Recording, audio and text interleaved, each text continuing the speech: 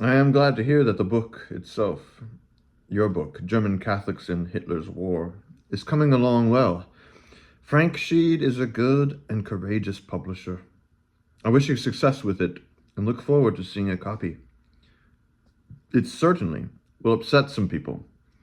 We have to face the fact that we have traveled a long way from the real Christian center. Centuries of identification between Christian and civil life have done more to secularize Christianity than to sanctify civil life. This is not a popular idea. I wonder if anyone in our time has really faced it in a satisfactory way, without either too much evasion, too total and too oversimplified a rejection of the secular and the temporal, or too complete a submission to it. The problem is enormous, and of course your article and your book go right to the heart of it. The Jägerstatter is to me a moving symbol of a lonely, isolated Christian who was faithful to his conscience in the supremely difficult question of the most real and the highest kind of obedience. In the case of St. Thomas More, we have obscured the issue by talking as if he had been obedient to the Pope and not to the King, safe and cozy. There was nothing safe or cozy about it, and the Pope was miles and miles away. He goes on in another letter Thomas Merton does to talk about a lecture that Gordon Zahn gave at the Center for the Study of Democratic Institutions at Santa Barbara on the weekend that St. John the 23rd's encyclical Pacem in Terris was released. He says, "I was very happy to get your letter and to hear from Ferry about your talk out at the center. Now today I received a copy of the talk and read it. I am very impressed by it and happy that you were able to use some words of mine. It seems to me that you continue to make your point very clear, and here you were able to do so quite plainly.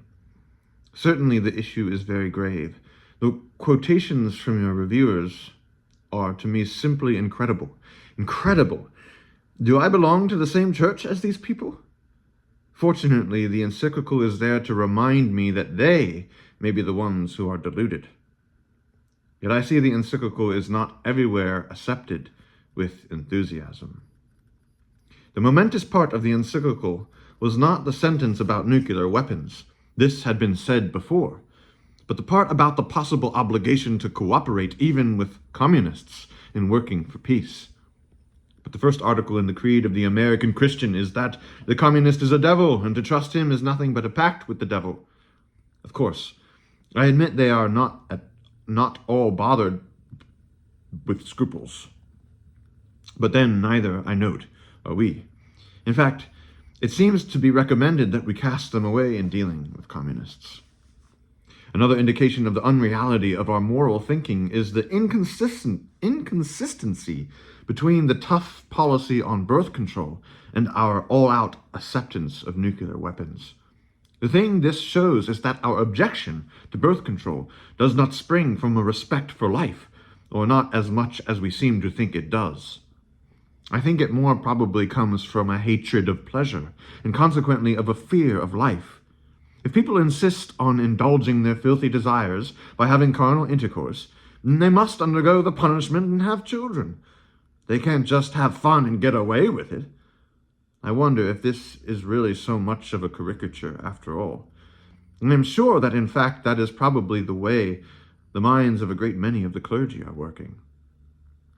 I am accused of being very much of a pessimist, but still, those who do so are usually basing their argument on the fact that I don't find much to hope for in the present climate of American Catholicism. This is interpreted by them as a failure of supernatural theological hope on my part. I think that you are right in your implications at the beginning of the talk. The climate of ecumenism is all very nice, but does it have all the wonderful meaning we read into it?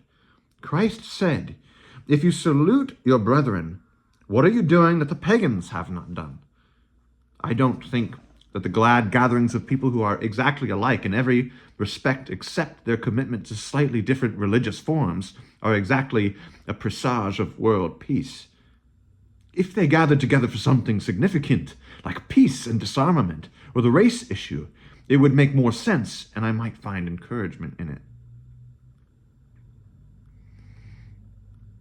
I hope some good discussion was stimulated by it. As far as I know, most of the people at the center, except Ferrier, are a little slow on the peace issue. Anyway, I am very glad you got out there and had a good trip. I am sure that the encyclical will make a great deal of difference for some people who have been jolted by it.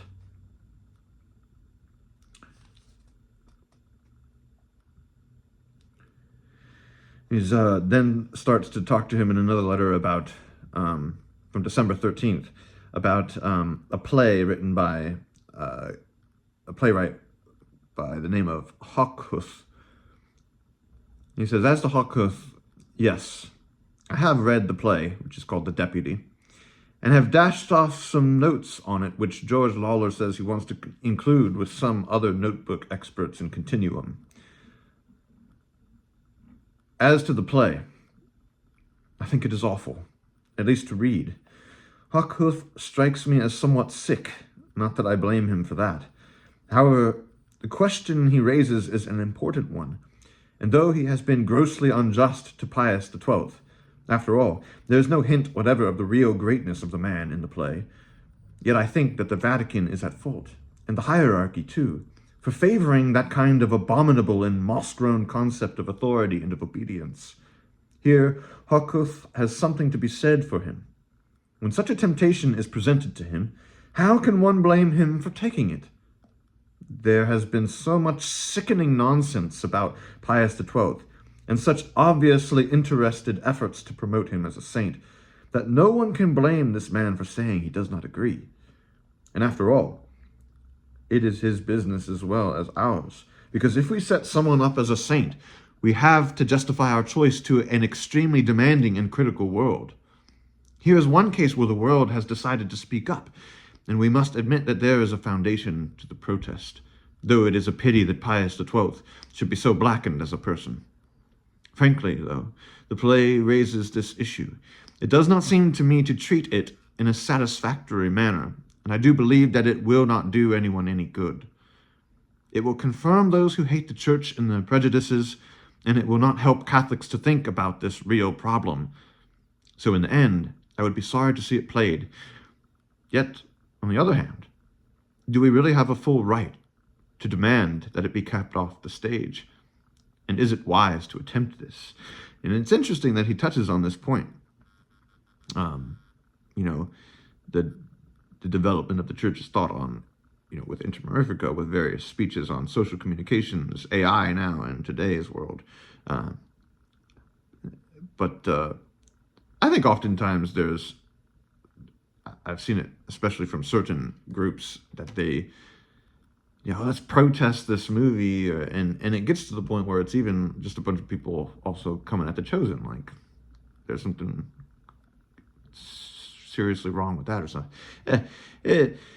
I don't think that sort of nitpicking, in the same sense that he's talking about this like almost this like puritanical society of some people with the idea of pleasure earlier on that I quoted. I think he's also thinking about that same sort of thing now. So is this actually helpful? These people are going to do what they do most of the time and are constantly yapping and yammering about some movie that,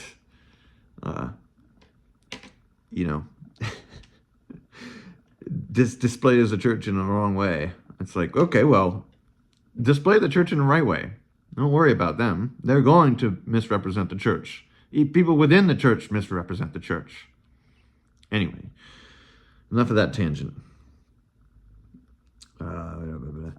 He mentions he says, I'm glad to be with you and misrepresented by La Hertzfeld, who does not seem to be overbright and seems to be in the Pentecon rut as fairly and squarely as most other Catholic intellectuals who are near to the society in one way or another, Loyola faculty accepted. He says, I am very much tempted to write a parallel between The Deputy and the new Seraphian book, The Pilgrim. Starting with the titles, there is soon seen to be a deeper analogy. Only in one chapter does the Seraphian come out as a real hatchet job on Paul VI. The rest balances it off and makes nicer noises and gestures, and it is not as blatantly prejudiced as the Hochhuth. Yet, at the same time, it reinforces the justice in Hochhuth's accusation, and does so by dimming the focus that is too crudely and too insistently fixed on Pius. Actually, the great question is the papacy itself in its post-Tridentine and post-medieval, indeed post-Constantinian shape. And I would recommend here the document, The Bishop of Rome, that came out, I believe that was last year, in the idea of the future of the papacy. The thing that really hits me hardest of all is that at this very moment, the same issue of the Jews is right in front of our noses, just as much as it ever was before any German under Hitler, perhaps more so. And of course, the Jewish schema, or part of that schema, is central in the Pilgrim. And he's talking about the preparatory document of what became Nostra Aetate, of which's anniversary we just recently celebrated. Once again, when John brought up the obligation to make some kind of amends, the same old machinery that Hochhuth tries to show at work in the one man and mind of Pius is in full operation in the whole papacy, i.e., Curia and all. Pius was the curial pope, the saint of the office types, the one whom the conservative cardinals overheard conversing with Christ in vision, the one whose cause was all lined up until Hochhuth, as devil's advocate, had his say. And very pertinently, this had to be said for the good of the Church, to preserve us from the monstrous canonization of the Holy Office and of all the curia with Pius. Now, Paul's curial side has won over his Johannine heritage, and the Jews are being forgotten for precisely the same reason, only on a much more trivial scale: political expediency. The good of the Church in Muslim territory, where, no matter what happens, the Church is going to have a rough time and fight a perhaps losing battle even with Nasser, supposedly favorable temporarily. Can't they see what this is about? Have they all gone blind to the significance of events and their religious typology? Here we have Nasser with plenty missiles, not yet nuclear warheads, but how long? Provided by ex-Nazis to a great extent. Everything is set for the destruction of Israel. Burn them up in an afternoon if possible. Everybody knows this. Nobody does or says anything not expedient, bad politics. Anyway, they are still Christ killers. All tradition says it, Chrysostom, etc. Thus we fail to see the high priestly role of curial Rome, Sanhedrin.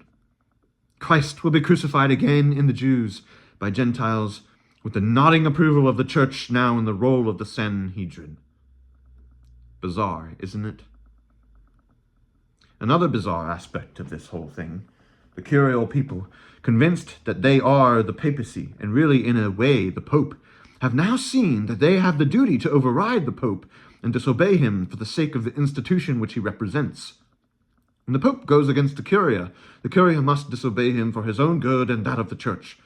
The charism of infallibility is transferred to the Curia. It just becomes anonymous and institutional. It is no longer a charism, it is a bureaucratic procedure. Obviously, though, the Curia thus finds itself in the position of actually practicing the new morality, situation ethics, though this is not admitted because the Curia is really the vicar of Christ and therefore Christ, but to the rest of us it looks like situation ethics. So then we all start applying the same principles in our own lives. For the good of the Church, the Curia must be disobeyed, etc. Interesting prospects are opening up.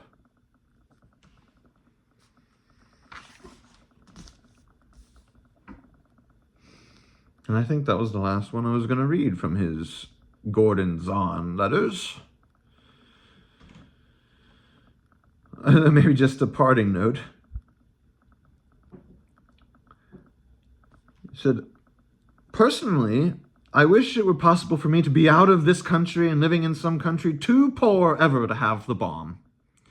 On the other hand, I recognize this to be a little quixotic, and I accept the fact of being here and the unavoidable moral ignominy. Still, if I were in your shoes, I myself would probably prefer Canada.